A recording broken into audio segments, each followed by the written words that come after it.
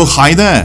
Oli Anderson here. You're listening to Creative Status. This is a podcast about using creativity to improve your life by allowing you to have a deeper relationship with yourself as the creative process takes you towards wholeness or realness or connection to yourself, others, and life itself. My name is Oli Anderson. If you don't know, I'm a creative performance coach.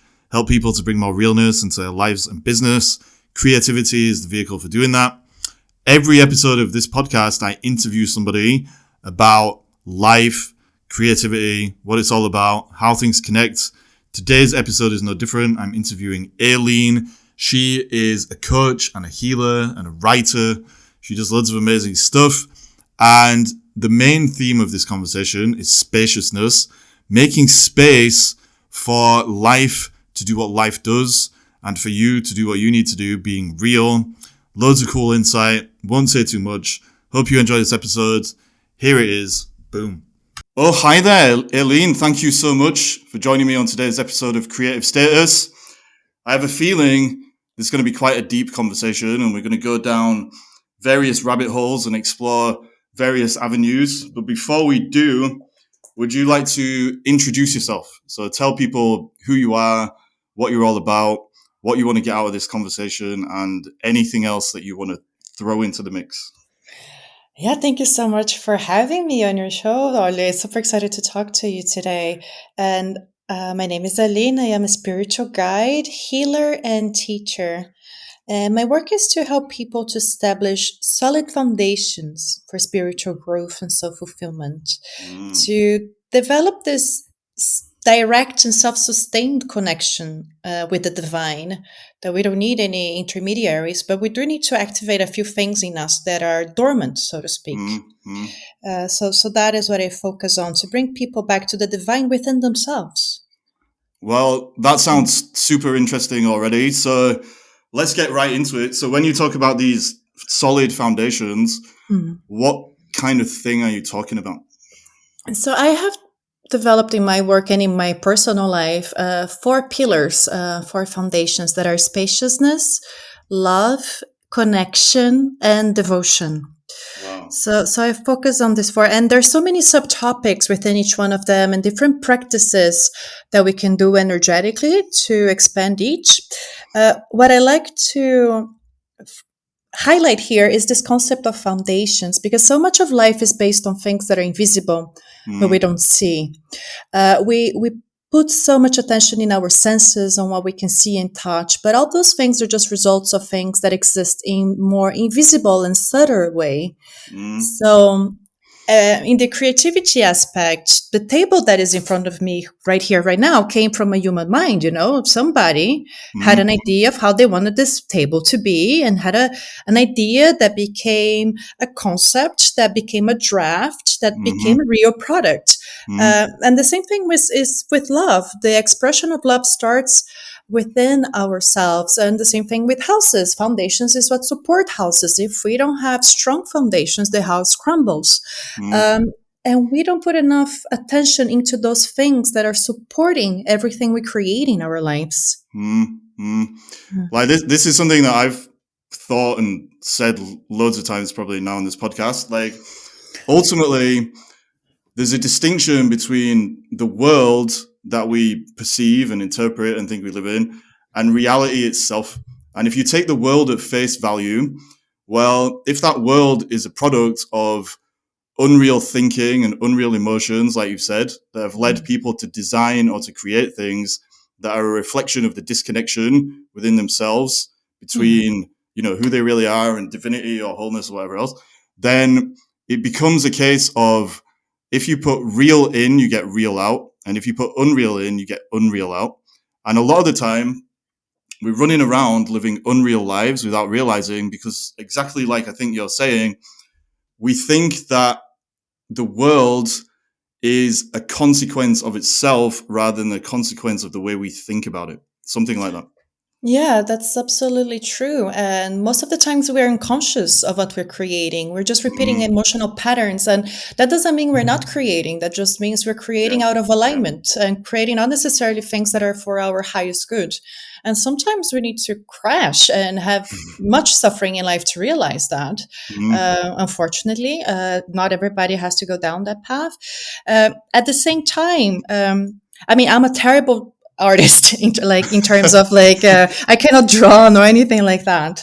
mm, So which I think is a great example of what I'm about to illustrate here, because if I draw something, I was thinking about what I was going to draw first. I had an intention, at least, right? mm, mm, My intention is much stronger and pure than what comes to paper, mm, which mm, means that what is in the paper is just a symbol of the real thing. The real thing only exists in the invisible. mm, mm, The mm. archetype, the real thing, is never real. Or it is super real. But whatever we're creating in the world is just is a prototype of something that is much pure and is stronger within us, if that Yeah, makes sense. Yeah. yeah, yeah, 100%. Sorry, the audio went a little bit funny there.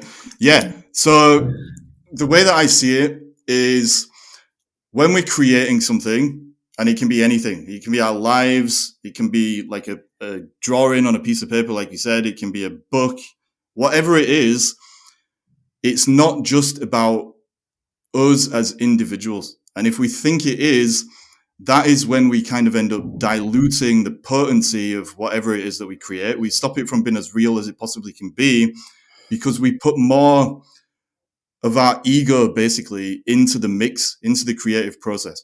And if you think about it, the ego is just the idea that we are creating things purely by ourselves, that we're creating everything alone.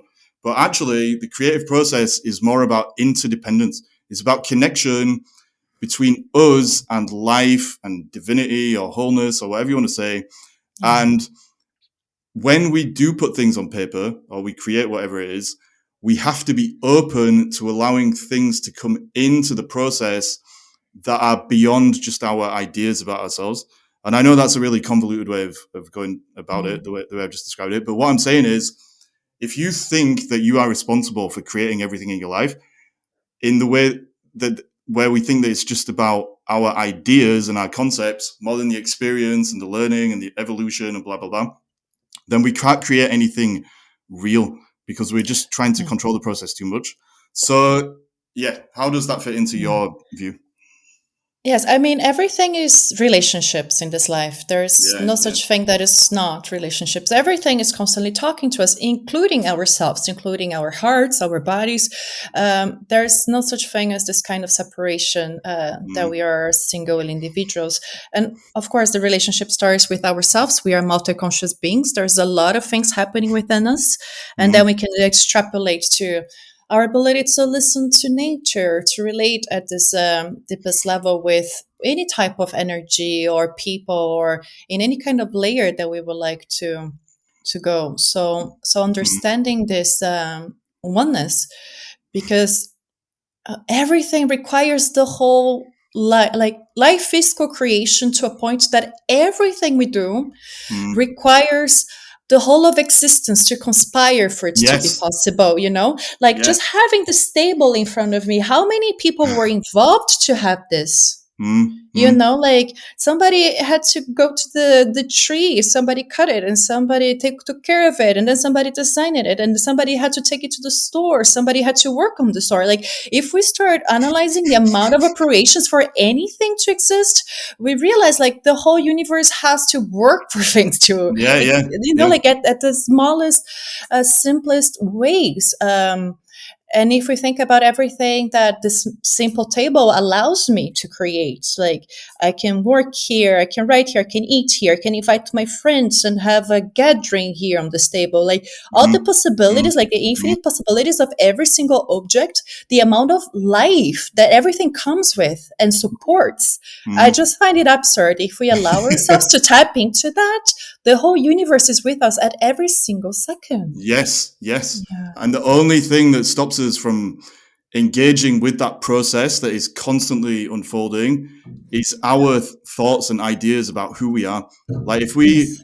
if we create a false identity based on our underlying emotional stuff and blah blah blah blah blah, then ultimately we become fragmented and we stop ourselves or hold ourselves back from that natural relationship where everything is feeding off of everything else. And if you feed back into it, it will feed you back even more. You can tap into abundance and all that stuff. And I think the creative process is ultimately about returning to that state. That's how I now see it.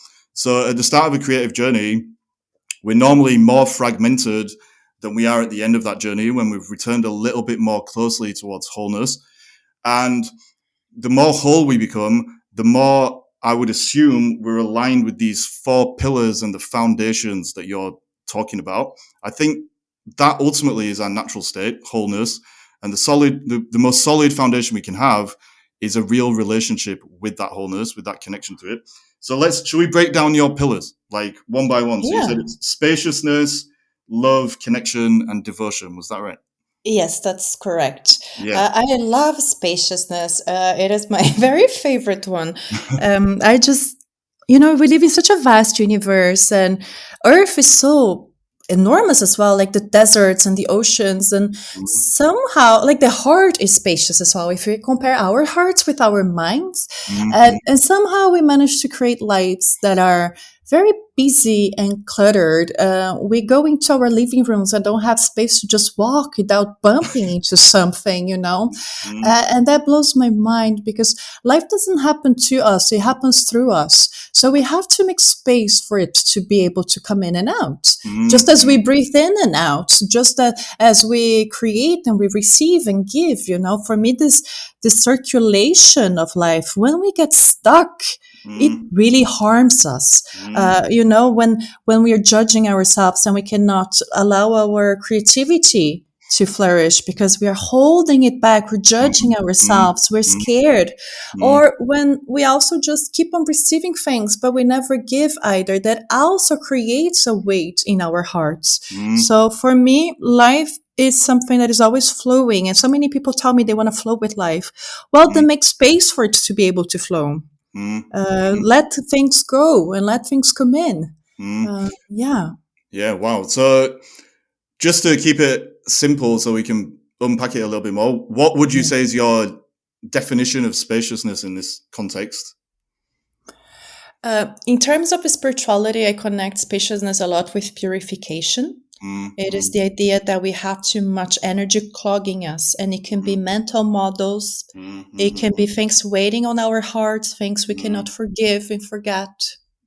All these things, they are clutter. They are energetic clutter inside of us that causes suffering. 100% agrees. So when I'm talking about all this stuff, I like to break everything down into wholeness and fragmentation, like I've already said a billion times, but also it's either real or unreal. Real is that we're moving towards wholeness or we're connected to it. Unreal is that we've picked up fragments that are preventing us from flowing in the way that you're talking about. And I think a simple way to understand it is that the more we become attached to our own fragmentation because of our underlying emotional stuff, which is normally shame, guilt, and trauma, the more attached we become to the fragments, the more unnecessary tension and friction we add to our experience of life. But the good news is all of that unreal friction, which eventually turns to frustration and misery, is just something that we can let go. We can release it if we can learn to see and perceive in a real way.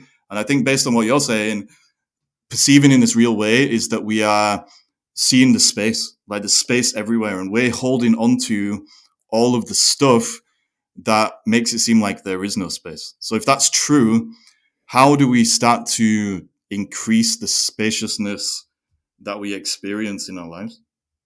Oh, there's so many different techniques that we can use for that, from meditation to mindfulness practices, to be more intentional about what we're doing, being always in alignment of why am I doing what I'm doing? Just the action of getting out of autopilot creates spaciousness.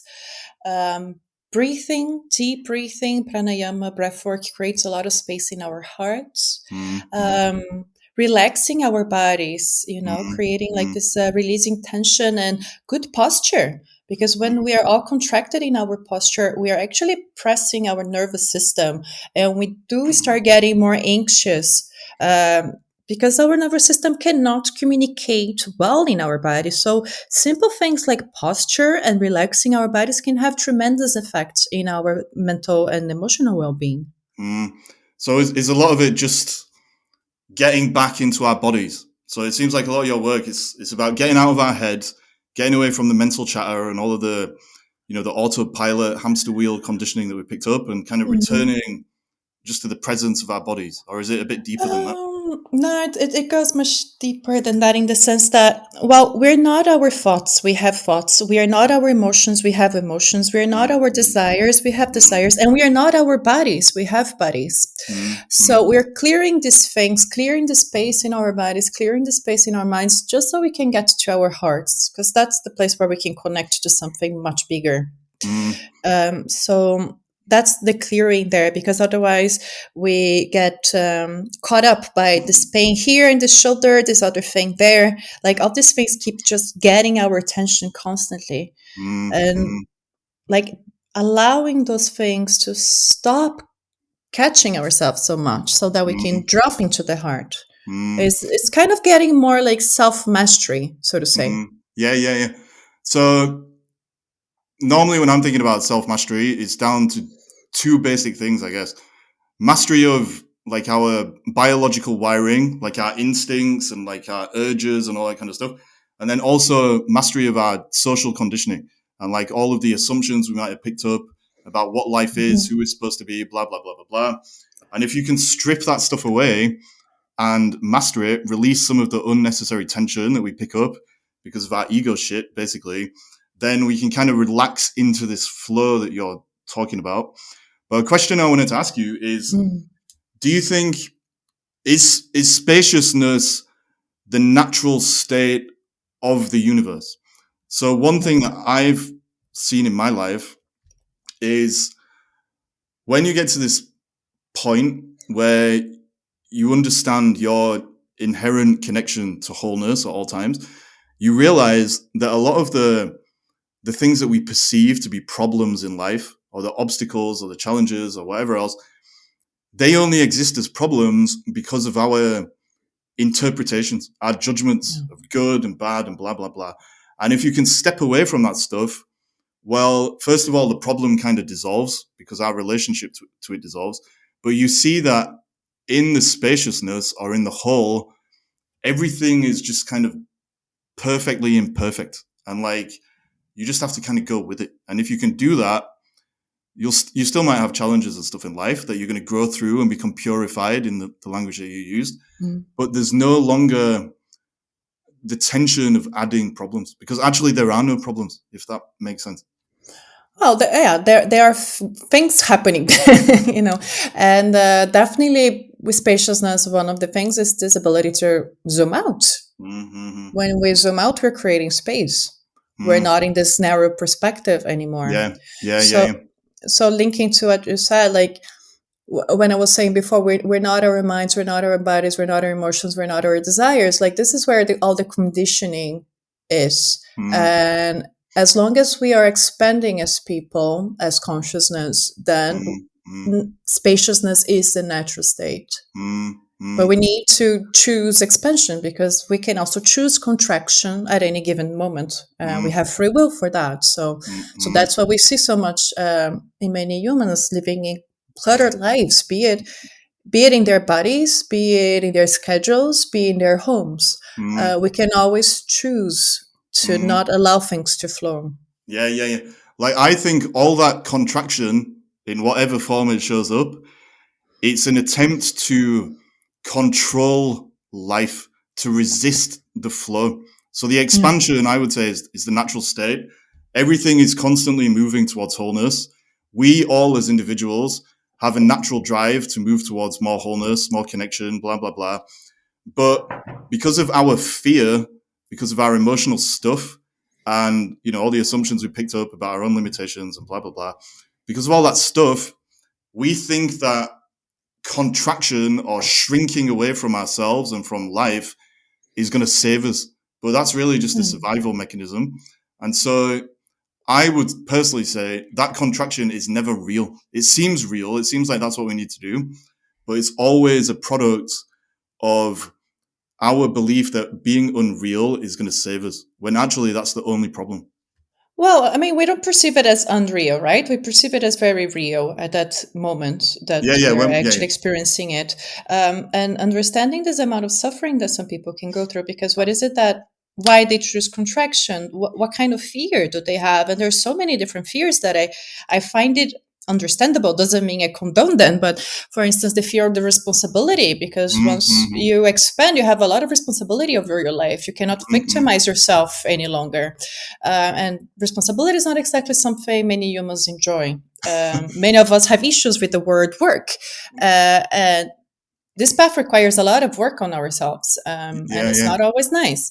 So that is one thing. Another thing is, well, life is very powerful. It's a lot of energy to take in.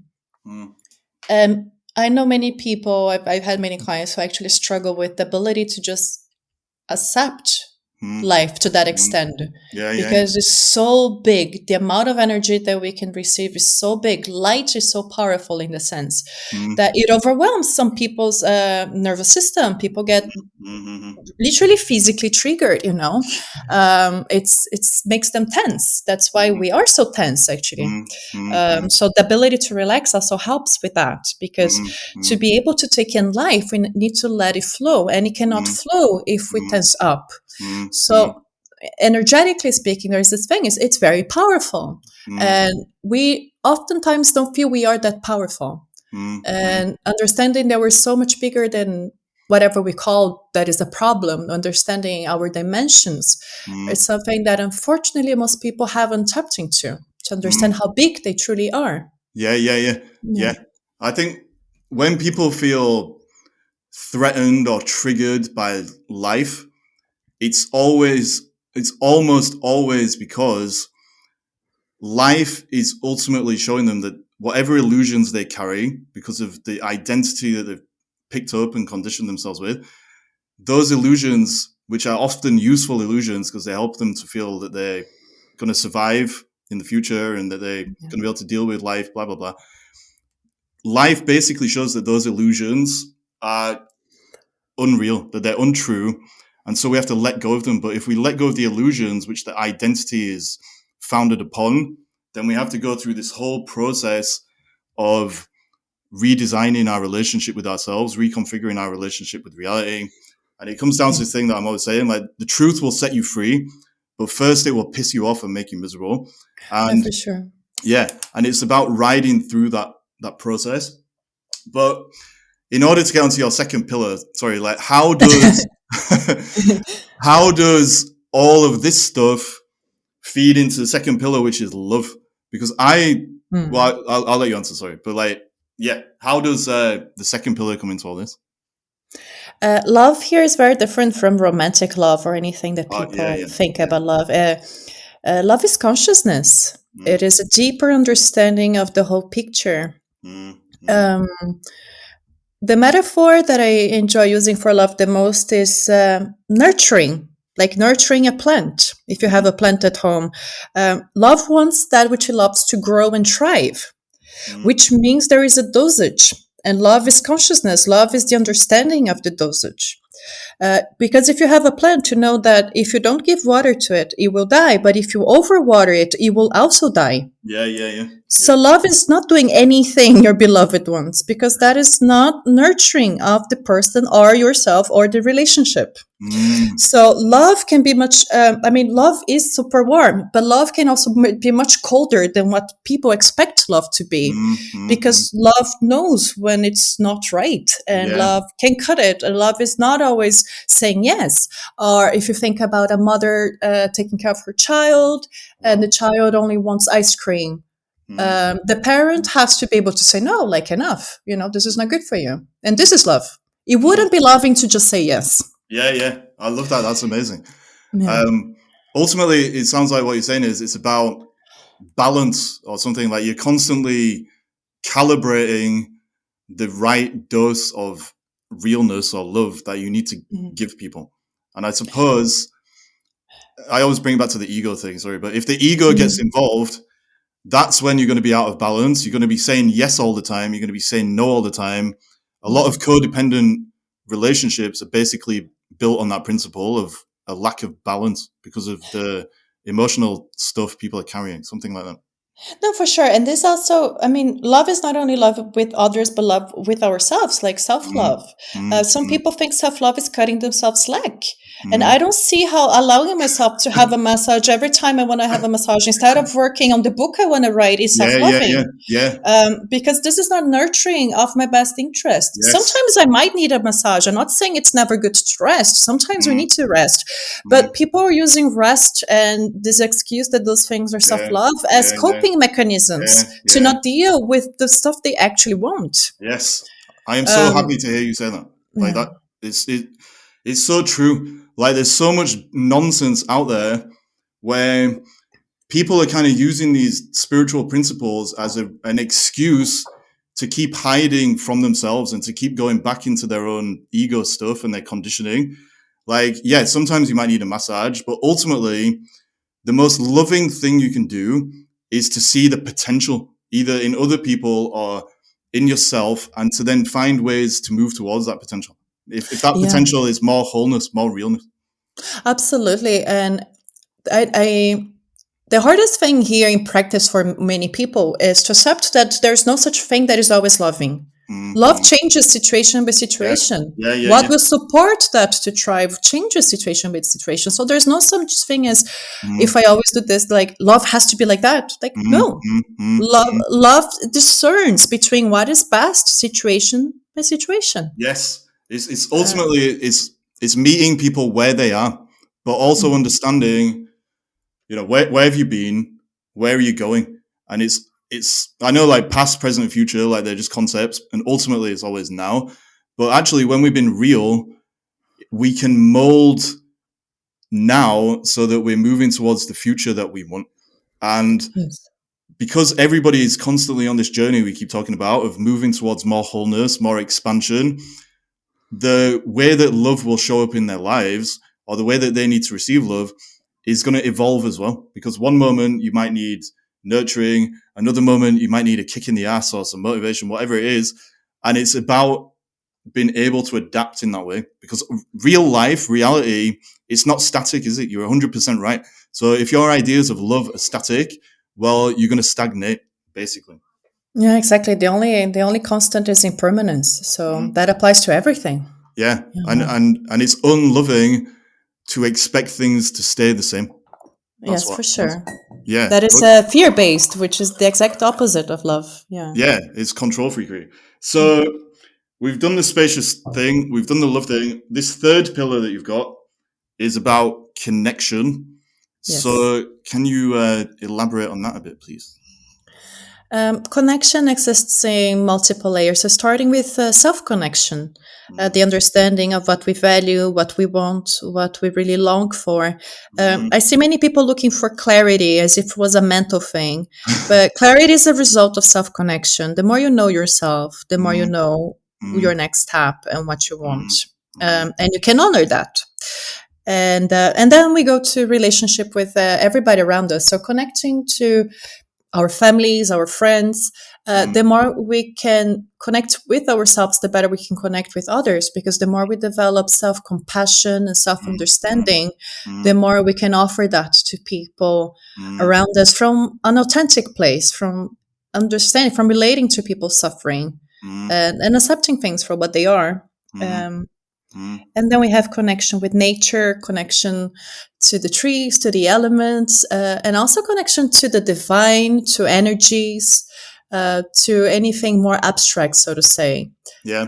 To God, if you want to say so. So there are multiple layers, and connection has a tremendous effect on our well-being. When we feel disconnected, we feel alone, separate, not belonging. So the more connected we feel, the more we see ourselves as part of oneness. And that brings such great well-being and safety in ourselves in a way as well. Yeah.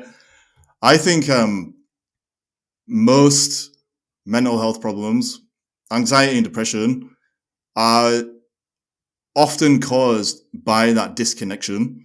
Like, obviously, in some cases, you can say you got a chemical imbalance, whatever it is. But I think a lot of anxiety is just caused by people being disconnected from themselves.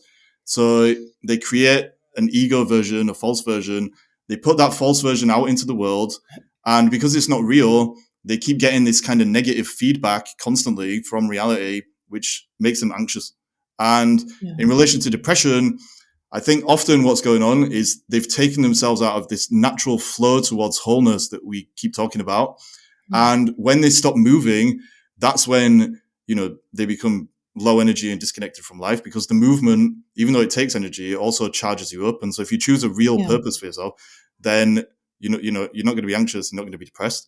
Obviously, that's not in all cases, but I think in a lot of cases, this kind of connection you're talking about is the solution, because it's the only problem you can have in life is being disconnected. Ultimately, that's what I think. So, sorry.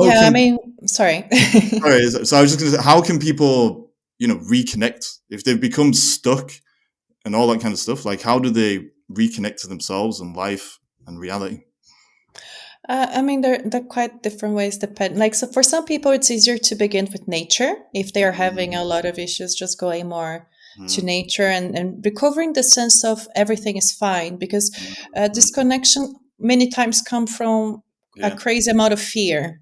So sometimes we need just to feel safe first and like ground back and come back to this planet, instead of being locked in our homes and in our brains. So allowing ourselves to just go a little bit more outside and move our bodies, allowing the stagnation to move through. Nature can be a great healer.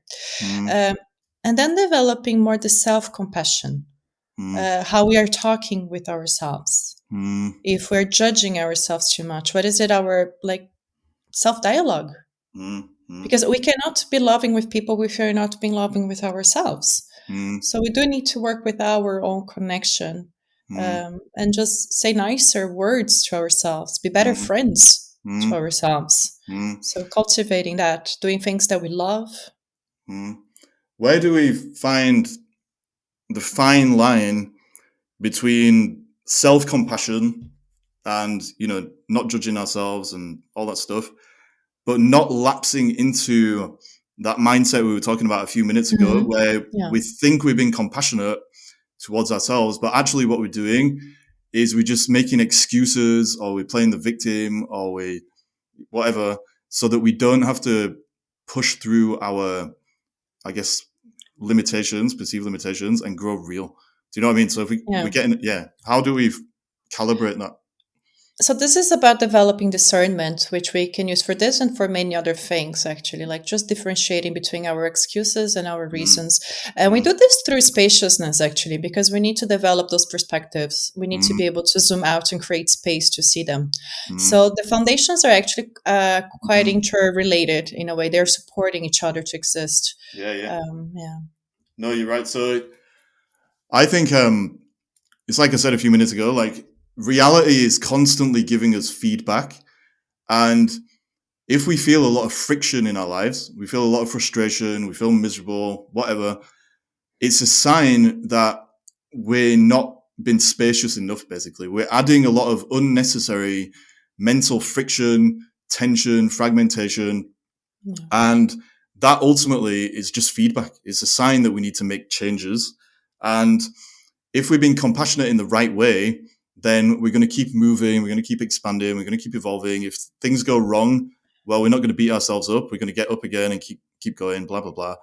And if we get in that mindset you were talking about, where, we're going for a massage every day and we're pampering ourselves and all that stuff, and it becomes out of balance, i.e., it's no longer self-love, it's more like self-denial or something, even though it's dressed up as love, then the feedback we'll get from life will eventually become quite negative. Like, we'll start to feel depressed, or we'll start to feel like there's something missing. We'll start to feel restless. And it's because we're not calibrating our lives, our relationship with life properly. So does this... Sorry. And I mean, the way that I see it, like when we talk about those things, is so much about our ability to be honest and honesty. And honesty for me, like truth serves love. Mm, Love is not really love if it is self-deceiving. mm, mm, So in that sense, I connect consciousness is based mm. on truth Yeah, because yeah, it is being able to see this bigger picture, and that's why yeah. love can be firm.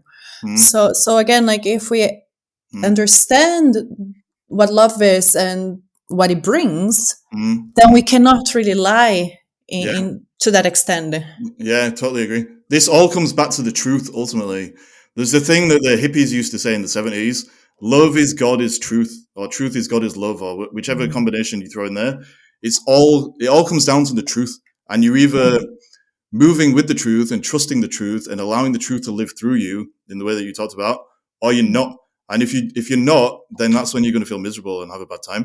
So is this a good segue into the devotion thing? Because Yes. yes, okay. So how do we open that up then? Devotion to allow ourselves to live divinely, to live as the divine Yeah, beings that we are, living yeah. our lives fully. Mm, Devotion is devotion to ourselves, mm, devotion to life, mm, to give us ourselves fully, to surrender to the deepest longings of our beings. That is living in devotion. It's living 100%, mm, to surrender ourselves, to stop struggling with ourselves. mm, Um, One consequence of devotion, though, that I love is that when we are devoted to something, we also become more committed and disciplined. mm, And I know many people are allergic mm. to these words because we live in a society that is so, like, Yeah, yeah, yeah. quite firm. Mm, Uh, but we can develop those virtues that are so incredibly powerful mm, from our hearts, from out mm, of devotion to ourselves. Because if I love myself and I am connected to myself, I know what I want, and I can give myself fully to myself to mm, live the life that I want. mm, The only way is by being committed to myself, by showing up day after day. Otherwise, I'll just let myself down and not live divinely. mm, So devotion comes with very high stakes. mm. Wow. Yeah. Do you think there's an element where it's kind of paradoxical because we are devoted to ourselves, but in that devotion to who we think we are, the only way we can truly surrender and to truly flow and to expand and to move towards more wholeness is to let go of ourselves. So earlier on, when you were Yeah. talking about, spaciousness, the ultimate spaciousness, I would say, is realizing that your ideas of who you are, like collectively, I mean, in general terms, is that you don't really exist as an idea. You are just an experience. And if you strip away all these ideas and labels and theories and ideologies and blah, blah, blah, it's exactly what you said. You are life. But the only way you can get to that point is to just let go of yourself. And then when you've let go of yourself, that's when you find yourself, but Yeah. you're not what you thought you were. If that, I know that sounds Yeah, weird. no, but that's absolutely true. And the whole spiritual path, when we talk about spiritual growth, is about know thyself. Mm, But that is mm, very abstract for many people. Like, what the hell do they mean? I know myself. I am myself. That's like, yeah, no, but we go through certain exercises and experiences and rituals that show you that maybe you are not really who you think you are. So it's something that it can be very tricky to talk on a mental level, but we can mm, experience different sides of us and realize how our minds are controlling us all mm, the time. mm, So this is connected. That's why I used the word purification before as well, because a lot of spiritual purification has to do with that, mm, mm, dissolving the ego to find the mm, core that has always been there. But mm, there's so many layers of complexity that we have created that it's hard to access. But it mm, is possible to access it. We just need to do some clearing work. mm, mm. So we just, Yeah. Like I yeah, always say, clearing the house. yeah, yeah. What's real is always real. It's always there. Mm, And so a lot of this journey we're talking about, this process of returning back to spaciousness and love and connection and devotion, it's just about unlearning all of this extraneous stuff that we've picked up and all of the unreal things that we perceive because of our fear. And so, yeah. what would you say, just to kind of wrap this up, what is the main barrier for most people to being on this path that you're talking about? Like, I know it's different for everyone, but is there like a core theme or pattern that tends to lead to this separation? A fear. Fear. Fear is the. And then when they actually start on the path, committing to it can be very tricky because it is a path that requires showing up every day, consistency to the practices. Yeah, and that's why devotion is one of the pillars, because we absolutely need to be devoted to the path for it to work. Otherwise, it's just a fun day we had, a little like a hobby, and it doesn't work. Yeah, that is so true. Like, you have to be committed. What are some common pitfalls that might arise on this path? Because I've seen this as well in my coaching practice. Like, you're right. Like, people set out, things start going well. They start to realize, okay, it's just, I'm aware now that I was holding myself back, blah, blah, blah, blah, blah. But then there will often be a relapse into old patterns. That's just normal. It's part of the transformational process. Yes. But, what are some of those pitfalls, and what can people do to prepare for them, I guess, so they can stay devoted to this path that you're on about? Especially in spiritual growth, one pitfall that I see all the time is, at one hand, it's beautiful that spirituality is more accessible, that you can go to yoga studios and meditations everywhere. Amazing. On the other hand, that also makes it much harder for people to actually do the work, because there's too many possibilities, and they shop around and they play around and never commit to anything. Wow. Yeah. And they think they are doing the work because the ego is so clever. It wouldn't, otherwise it wouldn't be doing its job. But people start on this path and start going to all these kind of different events and trying out different lineages, which allows their ego to tell themselves that they are doing the work. When in fact they are not. They are having fun experiences. Instead of going to a concert, they're just trying something else. But they are not going deep enough to actually have any real transformation. And that is one of the reasons why I work as a guide, because then I can make people stay on their path. No, what you said is so true. Like, I've noticed this myself. Like, people, they have assumptions or even desires about what they want the truth to be. And a lot of the time when people set out on this journey, because they're coming from the place of ego, they think that they're so complicated and complex, and that their case is so different, and that they're a special snowflake that needs to do all these esoteric, crazy things, that they assume the truth is the same thing. And so they constantly use the spiritual journey, if you want to call it that, as a distraction, when it should always be a return to reality. If you're distracting yourself with all these different things, like you said, then you're going in the wrong direction. But it's because they want it to be complicated, because at the level of themselves, they want themselves to be complicated so they can feel special. It's still like an ego thing. And when it gets like that, it stops them from the core solution, in my opinion, which is to trust. You have to trust whatever it is that you commit to, basically. Like, there'll be some vehicle for you and your individual situation, because we're all different, but all these different pathways lead back to the same thing. There'll be something you can commit to, but you just have to trust. So my final question, I guess, to sort of wrap this up, how can people trust the process more? Because it always comes down to that. Like, at the end of all these podcasts, it's basically what I'm saying in every episode now. Like, it's trust. You have to learn to trust. So how can people do that, do you think? No, I don't have a recipe for that. You have to just trust, and you have to drop it a little bit, release it from your hand a bit and just let go. And we can start with a simple exercise sometimes, like just hold a ball in your hand. And if you turn your hand down and release the ball, it will just fall. That would be letting go. But you can also just hold it on your hand and just release your hand, but with your hand palm facing up. So you're just letting it be. And sometimes we just need that to learn to let things be. Because sometimes the idea of having to let something go and release control completely is alien to many people. So there is no way. Like, you have to trust, and you just have to. You're right. And technically, if we actually think about it, it's not that difficult, because the whole universe, like we wouldn't be able to live if we didn't trust things. Yeah. Living without trust makes people extremely damaged. Mm-hmm. You need to trust that there will be food in the supermarket, otherwise you're going to live in panic. Mm-hmm. It's we have trust, we have that within ourselves. We lose it when we overthink it. Yeah. Like, trust is the natural state ultimately. Like, it goes back to what we were saying earlier, like, there's problems, blah blah blah, only exist in perception because of our fear and the ego filtering everything through it, blah blah blah.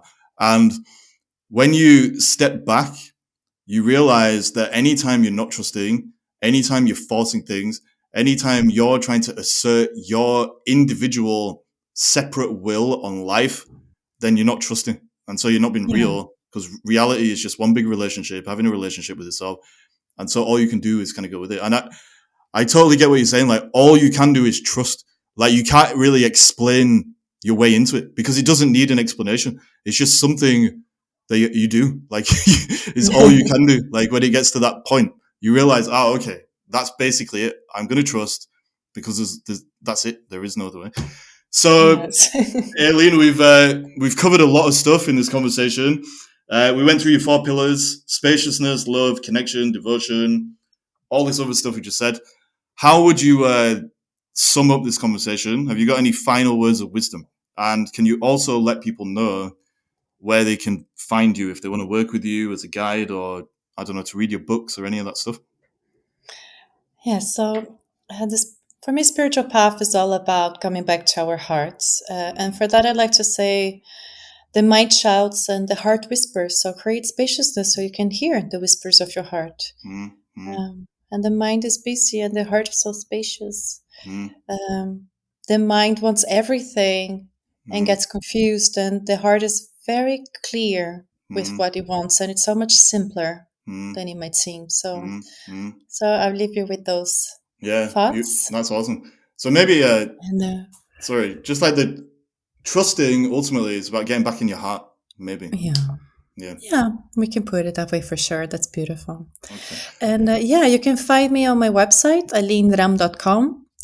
I have a free guide called What is Spiritual Growth, if you would like to dive deeper into that. So it's alineram.com/spiritual growth. Maybe we can put the links in the show notes. So yep, 100%. We'll definitely do that. So awesome. All right. Well, thank you so much for this conversation. It's been really good. And I just really appreciate your time. It's been a really good one. Yeah, it was really fun talking to you today, Oli. Thank you for having me. Thanks again.